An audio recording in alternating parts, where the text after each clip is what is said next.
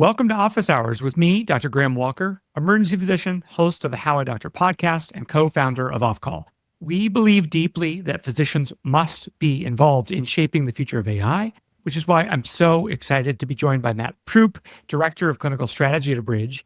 And we're going to be working through your questions about Abridge's new clinical decision support features and what AI-enabled workflows actually look like at the point of care.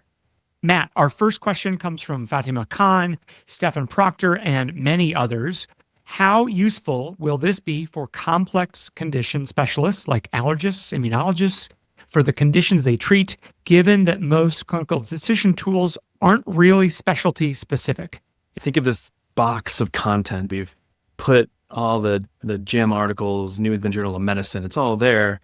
And now the iterations of that become, what else do you put in there to draw from at the right moment for the right type of specialist in the right moment of care? We are very much pursuing a long list of other specialty journals to include in that box of that database that we can draw from at the right moment in time. What also gets really interesting is there's a lot of organizations we work with who have done a lot of heavy lifting already to build specialty-specific pathways for their own organization. We are right now sprinting towards the idea that we can include that information at the organizational level in their version of this tool.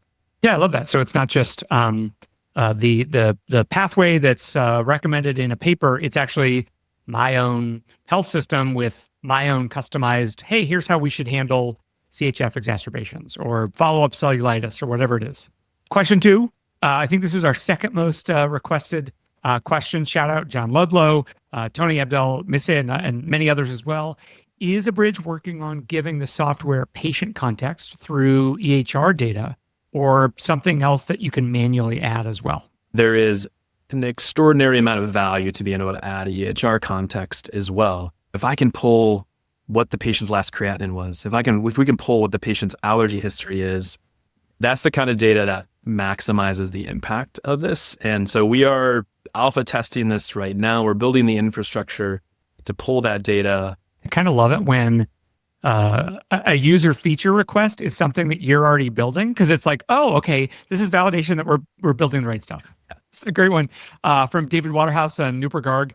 How have you tested the content that you're using for ongoing accuracy and completeness? This one is paramount. I mean, it really did start with, how do you build this in a way that makes it feel trustworthy? And I think what we've done a really good job of is trying to be as transparent as possible about the process by which we've built this. Our team wrote up a white paper on kind of the methodology behind this. It's also critical to show your work here, show the math. Like, how did you get to this answer? What's the provenance behind it? And so not only do we need to be really transparent about quality and accuracy standards and benchmarks, but then every response that we get, what's the context we used, the assumptions made, and then what is the link to the source content that this draws back from, and the provenance is critical in that moment too.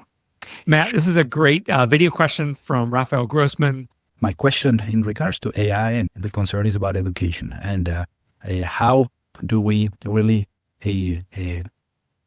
engage the young generations with AI tools? How do we change the curricula? We are in a lot of discussions across a lot of our partners on how to mitigate this and to think critically about it. I think there are skills that we probably don't need anymore. Some of us don't need. Maybe some of the administrative tasks I've gotten really good at doing, I just can let go and I can focus energy elsewhere. But there's other things we do need to preserve. But Graham, I'm interested in your perspective. I mean, especially at the forefront of AI and everything you're thinking. I think it's something that like attendings worry about and are like aware of, but like we've gone through the gauntlet of training. And so I think things are a little bit more solidified for attendings. So how do you develop that clinical judgment skill if there's pieces of it that are being given to you? Now, I'm sure like my dad's generation would say the same thing maybe about me, like, oh, I've never done a gram stain. Like I've never physically counted platelets on a cell. And so my dad's generation might say that I'm missing something as well. I just don't know. But I think the fact that we're talking about it and thinking about it is is important. And I think, it's critical that our academic leaders think about this as well. Matt, I've got another great question here from Annie Valenti. How does Abridge see its competitive advantage? What it really is about is ensuring that we're solving the problem. We want to start with the problem to be solved rather than saying, AI is incredible. Let's stuff it in every corner of the clinician workflow. And then the clinician is now just similarly overwhelmed. I also think what the competitive advantage here is we have the privilege of being in the conversation. I think we're projecting 100 million conversations this year, and clinicians aren't inviting us. Patients are inviting us into that room. And that in and of itself is a privilege. But then from there, you can really start to do some incredible things when you're an active participant. Matt Renee Folkelberg asks, in 15-minute appointments, is there value in focusing broadly and then drilling down by preferred diagnosis? There's the moments where even in a 15-minute visit where you think, I need to double check my thought process here and ensure that I'm setting the patient up for success. And so what we really want to do is just make the access to this knowledge as easy as possible and then contextualized. And so that even if you're on that compressed timeline that right before that patient walks out the door at the 15-minute mark, you feel like you have processed everything in the right way. And that patient's best set up for success. Matt, my friend and colleague Oais Durrani has a question.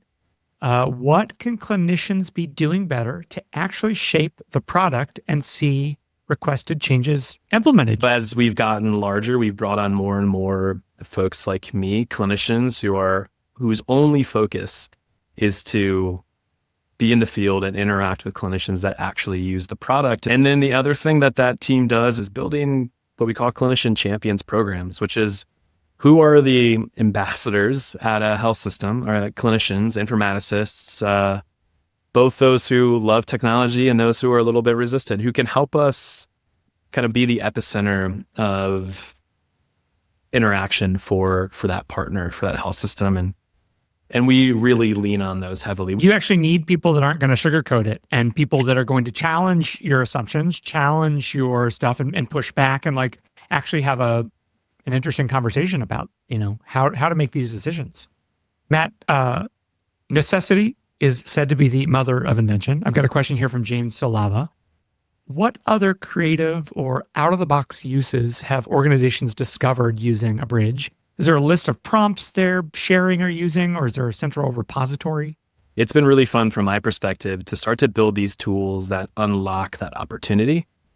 And CDS, or clinical decision support, and the prompts around that, our edit prompting tool, which allows clinicians to dictate kind of how the final note looks, has opened up the opportunity for clinicians to be very creative in solving the problems that get them to an even better experience. And that's really put the onus on us to also start to think about how to create a more of a community aspect to this. And there's a lot of internal discussion going on right now of, how do you share prompts? How do you build the community of prompts? How do you think about this so that those that have a bigger interest in building these out can share them proactively? Matt, I've got another question here from a friend of the podcast, Dr. Scott McCuskers. I would love to see my specialties guidelines implemented so that I have access to the latest and greatest data for decision support. But more importantly, I want to see this tool used to get that kind of data into the hands of the primary care docs so that when someone's referring a patient to me, they have access to all this information and all the good decision support. So I guess the underlying question with all that is, how do you see that kind of implementation across specialties happening? Certainly, we've done a lot of work to build better specialty experiences just with the core clinical note output. But I think every time we think of the next iteration of the Abridge experience, CDS, or what comes next, we have to continue to think about how this impacts specialists. But I'd also go back to how do we incorporate the clinical pathways that specialists might rely on or have built for their organization that they want to, and use that as a way to share that knowledge more proactively, but bring it into the workflow and maybe a way that it hasn't been accessed before. And I'm going to end on a bit of a philosophical note here with the last question from Adil Nawaz.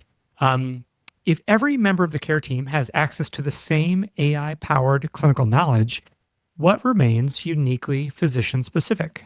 back to the idea that clinicians have to be in control of where this technology goes. We have to be at the forefront in the driver's seat, because there's been good examples in the past of where clinicians have not been, and that's created a lot of the friction, a lot of the seeds or parts that led to burnout in where we're now with the cognitive load.